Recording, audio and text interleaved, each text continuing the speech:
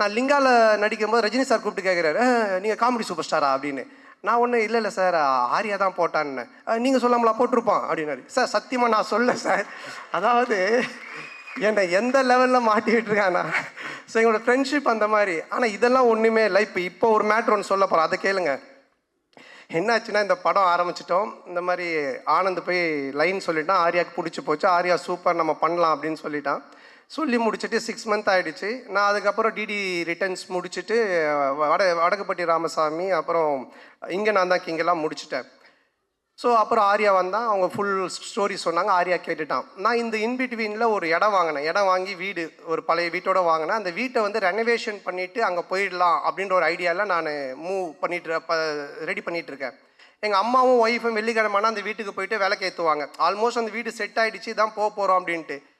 ஆர்யா கதை கேட்டு முடிச்சுட்டு எங்கடா இருக்க அப்படின்னு சொன்னால், மச்சான் அந்த மாதிரி நான் இந்த ஒரு இடம் வாங்கியிருக்கேன்டா, அங்கே ஒரு வீடு இருக்குது, அது ரெனோவேஷன் பண்ணிட்டு இருக்கேன். சரி நீ அங்கே நான் வந்துடுறேன் அப்படின்ட்டு அங்கே வந்தான். வந்து மச்சான் படம் சூப்பராக, அது கதை நல்லா நம்ம பண்ணிடலாம், எவ்வளோ செலவுனாலும் பிரச்சனை இல்லை, செம்மையாக பண்ணிடலாம்.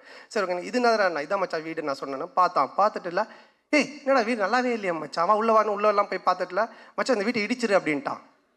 நான் ஒன்றே ஷாக் ஆகி, மச்சான் வீட்டெல்லாம் இடிக்க முடியாது மச்சான், நான் வீட்டிலலாம் சொல்லிட்டேன், இதை ரெனோவேஷன் பண்ணுறோம், இடித்தா நிறைய செலவாகும், அதுவும் இல்லாமல் ரொம்ப நாள் ஆகும்ல.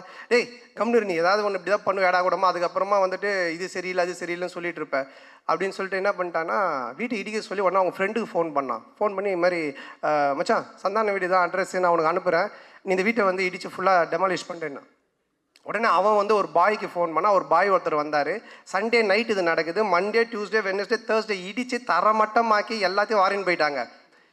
வெள்ளிக்கிழமை எங்கள் அம்மா ஒய்ஃபும் போய் விளக்கேற்றுவாங்கல்ல, அவங்க வெள்ளிக்கிழமை போயிருக்காங்க. நான் சொல்லலை ஏன்னா திட்டுவாங்க அப்படின்ட்டு.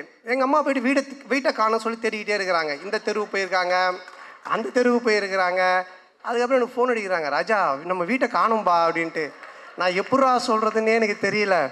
அதுக்கப்புறம் கொஞ்சம் வீட்டுக்கு வரமா நான் சொல்கிற மாட்டேன், வீட்டை காணண்டா. இல்லைம்மா நான் வந்து சொல்கிறேம்மான்ட்டு. அம்மா இல்லைம்மா ஆர்யா வந்தான் அன்றைக்கி, பார்த்துட்டு வீட்டை இடிச்சிட்டு புதுசாக காட்டலாம் நல்லா வரும், நான் அவன் சொன்னால் கரெக்டாக இருக்குமா அப்படின்னேன். உடனே எங்கள் அம்மா ஷாக்கா, ஏண்டா நீங்கள் 2 பேரும் படத்தில் தானடா அப்படி பண்ணுவீங்க, நிஜ வாழ்க்கையில் மாடா பண்ணுவீங்க, ஒரு வீட்டை இடிச்சிட்டு கிரவுண்டாக வைக்க வச்சிருக்கீங்க. ஸோ இந்த லெவல் நாங்கள் 2 பேரும் ஃப்ரெண்ட்ஷிப்பு. ஆனால் என்னென்னா இதில் ஒரு விஷயம் நான் சொல்கிறது, 2 பேருமே இது வரைக்கும் அந்த கல்லூரியின் கதையிலேருந்து இன்றைக்கி வரைக்கும் பயந்ததே கிடையாது. சினிமாவில் இப்படி பண்ணலாம், அப்படி செய்யலாம் பயந்ததே கிடையாது. எதுவாக இருந்தாலும் தைரியமாக பண்ணுவோம். ஐயோ அது அப்படி ஆகிடுமோ, ஐயோ இப்படி ஆகிடுமோ, இப்படி பண்ணால் அப்படி ஆகிடுமோ அப்படின்ற பயம் எங்களுக்கு கிடையவே கிடையாது. வாழ்கிற வரைக்கும் ஜாலியாக வாழ்வோம், நல்லபடியாக வாழ்வோம். என்ன வருதோ பார்ப்போம், ஃபேஸ் பண்ணுவோம், அப்படியே போயிட்டே இருப்போம்.